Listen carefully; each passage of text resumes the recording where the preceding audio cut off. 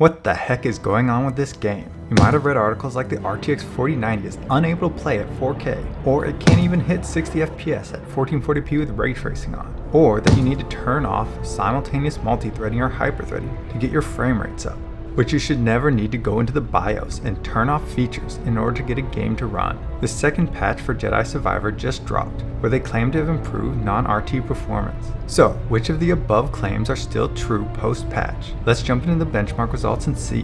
When looking at the raster results, when using epic settings, we see okay scaling between resolutions, but with only the 5120 by 2160 resolution using 100% of the GPU, while we see a slow decline in usage as the resolution lowers, indicating there is some bottlenecking beyond 100 FPS. While far from an ideal performance situation, it is still quite playable, with the game providing performance roughly equivalent to Cyberpunk 2077's ultra raster settings with no FSR on, which is a reasonable result for the way this game looks. While the raster results seem to be much improved from what was reported at launch, the ray tracing results are still seeing major challenges, while now able to hit 60 FPS, with the mid-60s seeming to be the limit, a little over half the frame rate of what you could achieve using the raster settings at 3440 by 1440, but using significantly less of the GPU power available. Only when you get back to 5120 by 2160 do you fully saturate the GPU again, and we see the performance gap between RT and raster results reduced to under 15%.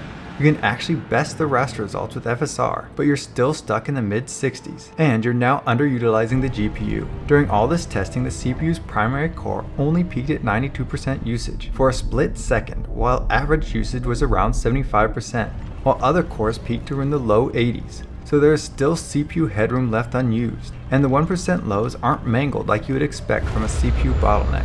While not an issue for the 4090, we'll take a brief look at the memory usage. We see our 3440 by 1440p resolution using 12.2 GB for the raster results and 12.8 GB for ray tracing, which should still allow the 12 GB card like the 4070 Ti to squeak by. At 3840 by 1600 we see 12.7 GB for the raster and 13.2 GB for the ray tracing. At 5120 by 1440 we see 13.1 GB for the raster and 13.8 GB for the ray tracing results.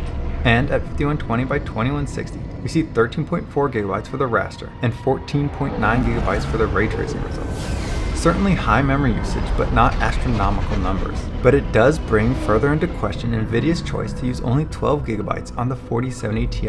The raster problems seem to be much improved, but the ray tracing results are still strangely limited to about 66 FPS, which is at least a playable frame rate, and better than what was reported at launch. It still feels fairly smooth, so if you're a ray tracing diehard, you're not completely screwed until the next patch comes out.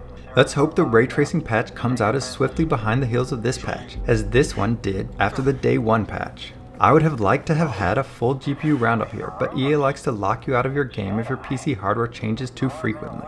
If you enjoy Ultrawide content like this, please like and subscribe. And if you want to purchase anything we talked about in this video, you'll see links in the description below. Using those will really help this channel out. If you want to see deep dives into other games launched this year, you can check out these links here, or you can find my reviews of new games that launched this year.